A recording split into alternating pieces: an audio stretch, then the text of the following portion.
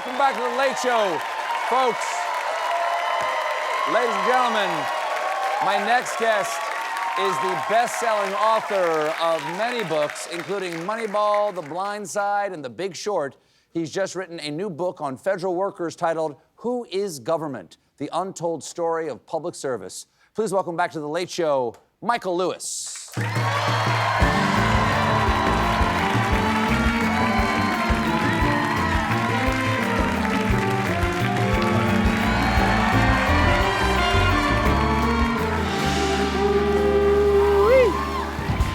All right. All right. It's always good to have you here. You explain stuff real good.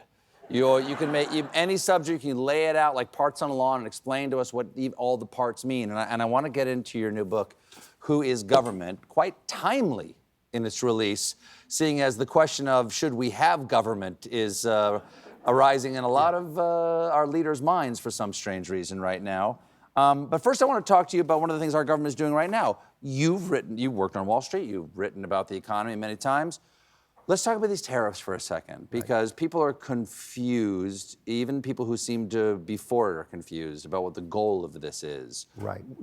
When Trump said he was going to do tariffs during the campaign and said it was the most beautiful word in the English language, did you believe that he would actually do what was happening right now? No. Did anyone believe he would do what he was doing right now? No. What is he doing right now? You kind of got to ask him.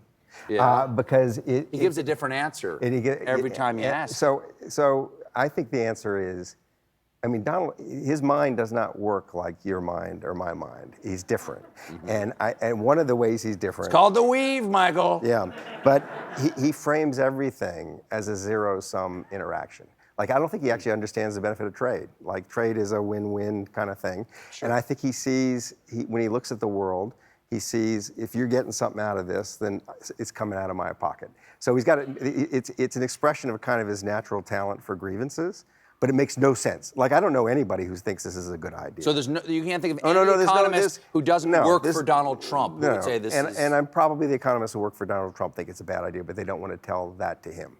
So, I mean, it's not, I'm not an economist. I know.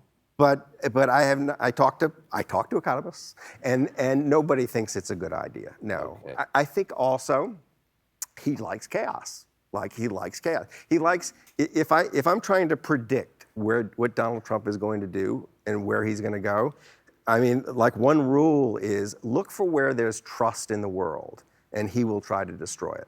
He's really uncomfortable with trust. Like, and these trusting relationships we have with friendly nations, I mean, that was an obvious target, the soundness of the dollar. And I think there's a logic to it. And the logic to it is, he himself is so untrustworthy, and I don't mean that as an insult, it's just true, right? He lies all the time. I mean, when he says something true, it's kind of like an accident. But I mean, just it, right? Yeah, that's right. And, you know, he stiffs people on deals, all that. He's like, that's the way he thinks you move through the world.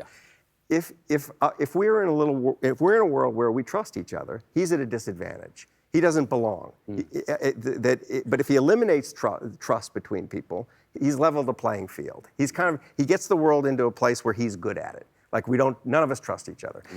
And these trade relationships, trust relationships. So and I don't know what you do. I mean, let's say tomorrow he wakes up and he decides, oh, it was a bad idea. Right. But is anybody going to believe it? I mean, is anybody believe that, is Canada going to feel the same way towards us ever again?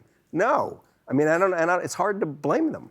That's all I have to say. We have to take a quick break. We'll be right back with more Michael Lewis, everybody. Stick around.